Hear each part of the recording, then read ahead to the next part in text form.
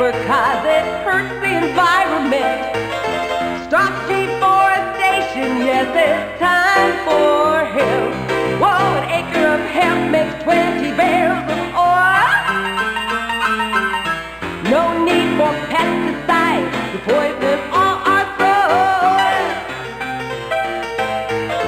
People got no food, they got no clothes, they got no rent. Well, time for hemp! Yeah! Hello, I'm Casper Leach, and thank you for taking time for hemp. Today we are very honored to have a special guest on our program. This gentleman has changed country music forever with his voice, with his style, and with his singing. He's also helped an awful lot of farmers across America with their plights and their heartaches, and he's also brought to the public a message of hemp re-legalization that is backing people in Kentucky, such as Gateway Galbraith and their campaigns, to just conversations on a daily basis on how we should save our planet. Our special guest today is Willie Nelson. Willie, thank you very much for being a guest on our show. Glad to be here. Willie, you've had a chance to see firsthand the heartaches and the plights that our farmers are going through. And a lot of people in their offices and driving to and from their jobs in LA and New York and Chicago don't see the heartache that you've had a chance to witness. Could you share some of that? Well, whenever I first started hearing about the farmers' problems, I was born in a farm community, in a farm town. A lot of my friends are farmers.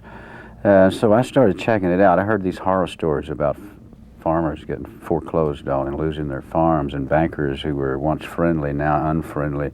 Farmers all over the world, this country had been losing their farms at the rate of 1 million a year. What, acreages or million farms? Farmers. You know, at one time there was 8 million working farmers in this country, American family farmers. Now we're down to probably less than 2 million. The big corporations, it's the old story of the big ones eating the little ones.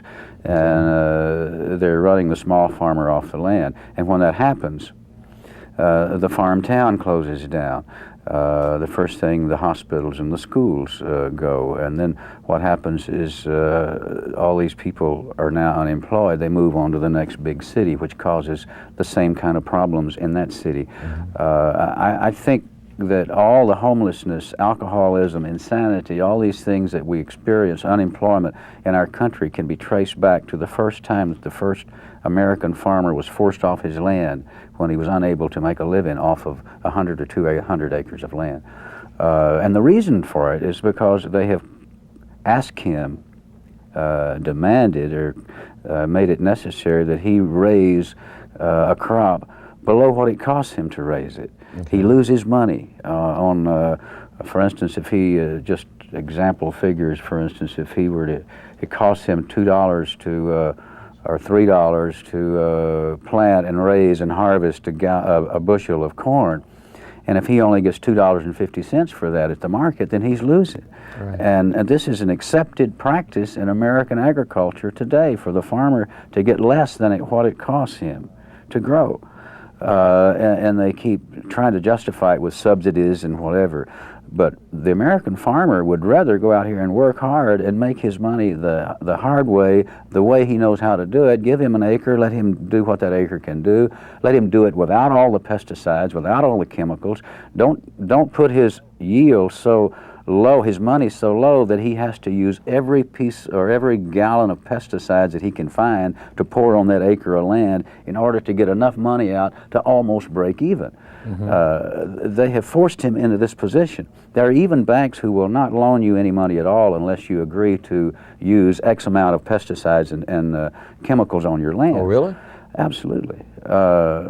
Because they know that the only way you can make your payment is if you get so much off of that acre, and the only way you can get that much off of that acre is to keep pouring the chemicals to that 1 acre. Wow. Now, when did you first become aware of hemp as a cash crop? A couple of years ago I read a book I think that a lot of us have read by now called The Emperor Wears No Clothes, and it was in that book there was a reprint of an article The one thing in that book that I saw that could not be argued with was an article that came out in a 1938 edition of Popular Mechanics magazine, February edition, if anybody wants to go check it out, that said a new billion-dollar crop for the farmers. Do you think that farmers today would be receptive to growing hemp as a cash crop? Because of all the propaganda we've heard over the years, there are so many people now who believe that it's the evil weed. But we kind of figure it, because of all the products that it can create, that it could be a solution. Well, definitely. I think most people that I talked to had no idea, just like me, that hemp and marijuana was the same thing. We were ignorant of that fact. Also, we were ignorant of the fact that hemp could be used as food. It can be used as clothing. The first Levi's in this country were made from hemp. The first Bibles were printed on hemp paper. The Declaration of Independence, the first 2 copies of this was printed on hemp paper. People don't know that. We've got a roll-in that focuses on hemp as a cash crop and farmers working and toiling the field. And after we look at this, I thought maybe you might want to make and share some comments about it. So if we could do that now, please. Marcella, and I'm the unofficial historian for the California Hemp Initiative, and I have some videotape today that I think you're going to find extremely interesting. It's on hemp and farming. Since the dawn of time, we have utilized the plant cannabis for many of its uses. Among these were its extremely strong and versatile fibers. It can be said that without hempen sails and rope, that is, the sails and rope made of hemp fiber, our continent and country would not have been discovered. The fact is that cotton, when exposed to the sea air, degrades very quickly and rots away in 6 months. Hempen sails, on the other hand, lasted for up to 2 years. While hemp sails could travel around the world, cotton could barely make it to the New World, much less back again. Without hemp as a source for fiber for the North, our Civil War may well have ended with the South victorious and our great country permanently divided. Had not the North been able to produce a fiber crop, our history may well have been very different today.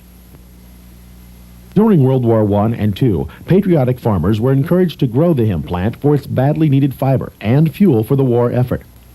All of this time, the Agriculture Department knew that hemp produced many things, including mind-altering substances.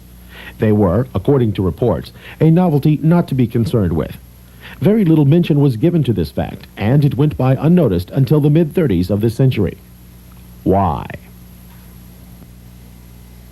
Well, hemp, it was being discovered, could be used in the manufacture of many products that were being manufactured or considering to be manufactured from other products. What are some of these other uses of cannabis sativa or hemp? Fiber products.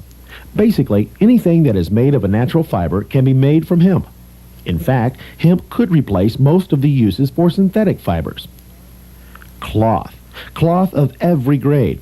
Levi's got their name for durability from the hempen cloth they used. In fact, on the West Coast, they recycled old hempen sails from sailing ships. The people of the frontier needed long-lasting clothing, and Levi's provided it for a profit. Rope. Rope of any size and strength can be made from hemp fiber. Hemp is actually 10 times as strong as cotton. Until the invention of the cotton gin, hemp and cotton were very labor-intensive crops. That is part of the reasons why we needed slaves, or a cheap labor force, to process the crops. With the invention of the cotton gin, cotton became cheaper to produce than hemp. This continued until the early 1900s, when several machines were developed to process hemp. At this time, the cost to produce hemp again became competitive with cotton and other fibers. Paper products. Paper of every grade can be made from the inner portion of the hemp stalk. Hemp will outproduce trees 4 to 1 in the production of paper. Currently, in 1988, the United States used 54.1 million metric tons of pulp trees for the production of paper products. If the farmers of the United States were to grow hemp in its place, we would need to farm 10 to 27 million acres of hemp. This acreage would produce enough paper for the United States for 1 year. We could pay the farmer a minimum of $700 per acre or $350 a metric ton for stalks. This would generate $18.9 billion of annual farm income. Indications are that farmers could produce 4 to 8 tons of hemp stock per acre. In that case, the farm income generated could be $30 billion annually. The cost of paper would also be reduced from 50 to 70%. If we use the previous figures, you will see that hemp pulp will cost $300 to $400 per metric ton. Currently, pulp trees receive a price of $700 to $1,000 per metric ton. Simple math reveals a reduction in cost of 50 to 70%. Hemp paper is environmentally safe. In the production of tree pulp, sulfuric acid must be used to the detriment of the environment. Hemp requires only the use of lime and hydrogen peroxide to bleach the paper white. Hemp paper could be produced in the same mills currently turning out tree paper and pulp. Fuel. Hemp could also be used for the production of methanol. According to World War II production rates of hemp per acre, we could produce the equivalent of 10 to 15 barrels of oil from 1 acre of hemp. If we use the production rates that are evident in the countries currently producing hemp, we could produce the equivalent of 20 to 30 barrels of oil per acre of hemp. Can we fuel the nation with hemp? The answer is yes.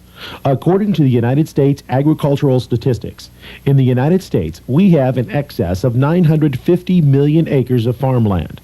Of that land, we planted in 1987 some 450 million acres.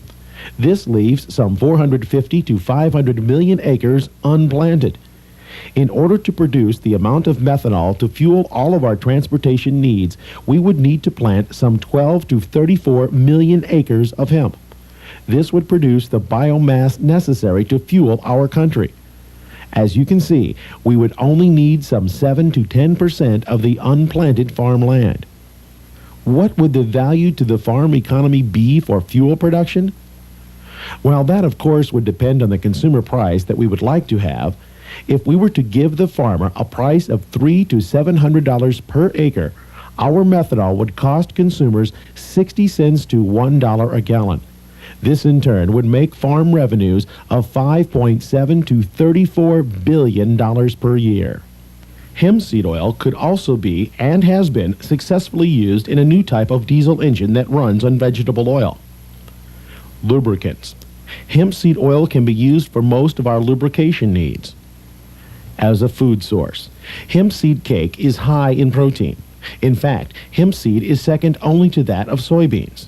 This cake can be used to feed animals, or can be processed into items as soybeans and other grains are processed into. Well, I hope you enjoyed the videotape today, and I'd like to give a special thanks to the Hemp Institute, and particularly John, for permission to use this videotape today. And now, Casper, back to you in the studio.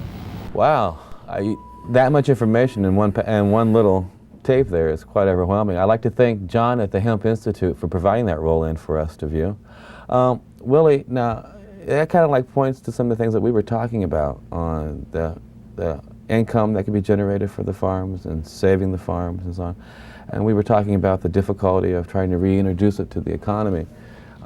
Where do you see hemp actually taking the farmers? If they were to start being allowed to grow it, do you think hemp in and of itself could be the crop that would save the farms for America? In the state of Kentucky, when the leading agricultural crop there in 1937 was hemp, when they took that away from the farmers, it would be like taking wheat away from Kansas, cotton away from Texas, okay, cattle, away from. It's just devastating what has happened to the farmers in that area since their leading agricultural crop, which, as we've all seen, is a very beneficial, and not only beneficial, necessary plant that the earth needs. Mm-hmm. If it wasn't supposed to be there, the big guy wouldn't put it there. Mm-hmm. You know, he didn't make no mistakes. So he put hemp here for a reason. One of the reasons, I believe, is that the root is like 10 to 12 inches long, okay, which literally holds the planet together. Now, what happens when you eradicate a plant from the planet? Soil erosion. and the inability of the people to be able to feed themselves. Now, is that a serious problem today? Look at Bangladesh. Yeah, really is. Look at the places on the planet where hemp has been made illegal to grow. In the state of Iowa, that state in the last 100 years has lost over 50% of its topsoil. Wow. So we're talking about farming areas that are going down the drain because of some some very well-planned conspiracy to take the hemp plant off the planet to keep it from being competition to the other products that it would be competition to, your petrochemicals, your paper, all the textiles. Now, business is business, as they say, and anything is fair in love and war. Yeah. But when you start taking something that valuable away from the planet, you're affecting other things other than just business associates. You're affecting our children who eat, and you're affecting yourself and me. We're taking food away from, healthy food away from our families, and we're taking the healthy soil away from our planet. What do you think it would take to get the farmers to rally around this plant and to unite across the United States and say, give us the right to grow this plant so that we can start utilizing it for industrial purposes? Well, the biggest problem is knowledge, education. I think this is the first thing that has to be done. The American farmer has to be made aware that 50 years ago this was a legal crop, and why was it taken away? I think he has to start asking himself, why is this hidden from me? Let his curiosity start growing. Why did my grandfather plant hemp, and why can I not plant hemp? Now, I've heard all about the big scare, the marijuana thing, but most people who have lived any length of time at all and have been around anything at all on this planet knows that if we have any serious problems in the world, which we do, marijuana is not one of them. No, not really. Not one of them. When you start listing our serious problems, it's way down on the list somewhere.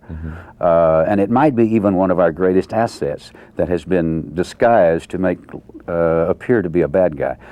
So I think what the farmer should do, and not only the farmer, every taxpayer out there, everybody who's affected, everybody who eats food, should start wondering, why are we so kept in the dark over this one plant, the hemp plant?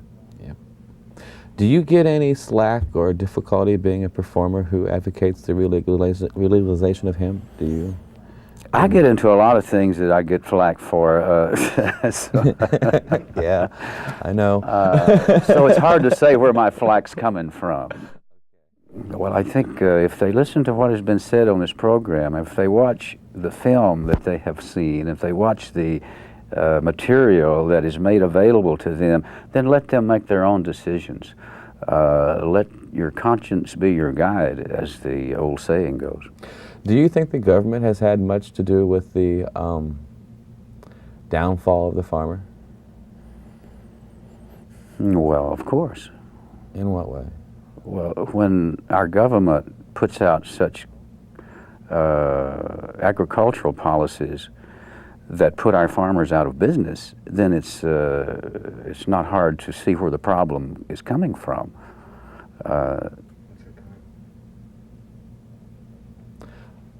Well, I guess it's time for us to wrap it up for the day. And sounded like a cue over here. Sound like a cue, I guess. Not good. We still have a few more minutes left.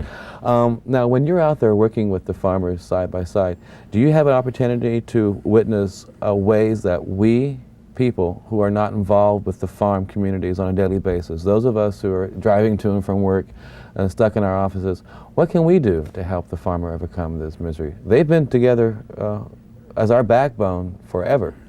There's a great plan that just I became aware of it here a year or so ago, last year in fact. The farmers have come up with this idea themselves. It's called parity giving. For instance, if you're a rich guy, you got millions of dollars, you want to do something for the poor, the hungry people, you would buy direct from the farmers, pay them a certain price. For instance, for corn, if you buy $1 million worth of corn from the farmers and pay them $3 a bushel, whatever the market price is, then you would be able to write off, you give it to the hungry. You give it to the poor people. Okay. Then you would write off what is considered a parity price or a fair market price, which would be in the neighborhood of around $7. So you would get to charge, you buy it for $3 and get to write off $7. So this would be a great benefit not only to the guy with money who wants to help, to the farmer who gets his product sold, and also to the people out there who are hungry, who needs the food. It's really ridiculous for people to be starving to death on this planet when there's a lot of food available. Now that sounds like something that's affordable for a lot of us to do. If you're looking at like $3 a bushel as an example, you might be able to put out, like, get 10 bushels. Is there any way of contacting? Well, this is something that has to be introduced through legislation into Congress. There has to be a vote on it. Well, it hasn't happened yet. And it's happening now. It's being written up and getting ready. And we're just trying to call attention to it and make everybody aware of it out there, that when they hear the word parity giving, that they'll know what they're talking about. Well, should we encourage people then to write on a local level to their representatives, or on a national level? And tell their local politicians what's going on, that there is a parity giving program being announced and legislature being drawn up, and to be on the lookout for it, check it out, and see how it will help the farmers in your area. Okay, are there other programs that Americans can get involved with in helping the farmer overcome Well, this? of course, Farm Aid is still alive and well, and we're planning Farm Aid 5, and it looks like it will be at the LA Coliseum. Yay. And on November 30th of this year, Thanksgiving weekend. Excellent timing. Yeah, it is excellent timing, and it will be a good chance for anyone who wants to help the American farmer to do so. Yeah, I hope I get a chance to be there for that one. If you had the opportunity to express yourself at any one point in time to the American people and deliver the message of the farmer, what would you say? Well, first of all, the fact that you're able to do this television show, and I'm here talking on it, and as people are able to watch it on their television, it means that this idea has come. It's time for people to consider it and make a decision, one way or another. And it's a question you have to ask yourself. Is it important? Is the planet worth saving? Can hemp really save the planet? If it can, why is it kept such a secret from us? Ask yourself these questions, call around, do some research, and make your own conclusions. I tell you, we are facing a world that needs medicines, we are facing a world that needs food, and we are facing a world that's rather stubborn when it comes to dealing with the topic of drugs. They seem to overlook the fact that marijuana is a legal plant, a hemp plant that can be grown for, as we've said, paper, fiber, and fuel. We have people overseas who are growing it for just that. Is there anything that we can learn from our brothers and sisters overseas, do you think, that would help reintroduce us into our economy? Well, you must remember that our brothers and sisters overseas are controlled by the same people who control us here. Their planting habits.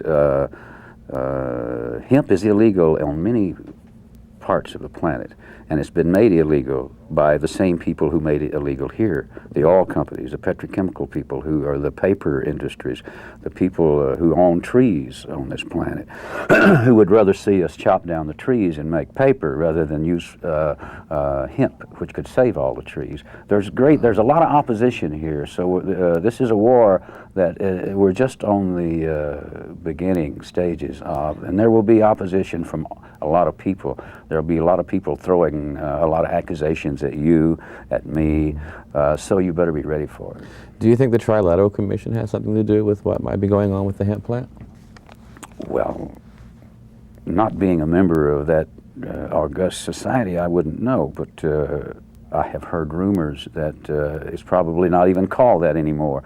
So by the time you start checking out one thing, they've changed it to something else. Okay, because I've often wondered, because of the connection overseas of a lot of our laws and regulations. Anywhere hemp is grown, it's a threat to the petrochemicals. It's a threat to synthetic energy. So naturally, it's going to be a battle to be fought. Willie, it has been a joy to have you on our program today. You know, to have the honor of you coming in here and speaking on behalf of the farmers.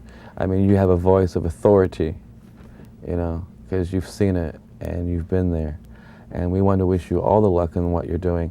Is there any place that anybody can write or get in contact if they want to get and participate in Farm Aid, or if they want to find some way of helping the farmers in their states? Is there any organizations that you can think of that might benefit from? There are many organizations. Farm Aid funds many different organizations, agricultural movements in all the states, all the areas, and it's very simple to find out who in your area represents the farmers, the Farmers Alliance or whatever. There's many organizations, and you can look in your phone book or ask your neighbor and find out who, or you can also call 1-800-FARM-AID. Excellent. Thank you very much. Again, I want to thank you all for tuning in to enjoy this program called Time for Hemp.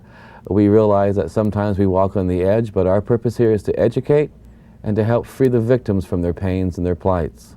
So the next time that you have the opportunity to sit down with a little time on your hands, pick up a piece of paper and pencil, write your congressperson, write your senators, write the president, write the vice president, get up off your fannies and get out that door and go actually do something physical to make this world a better place. I hope that you've had the opportunity to enjoy the benefits of hemp in your life in various fashions, and I hope that the next time you see me, you'll know that it's time for hemp. Thank you very much. I'll see you next time.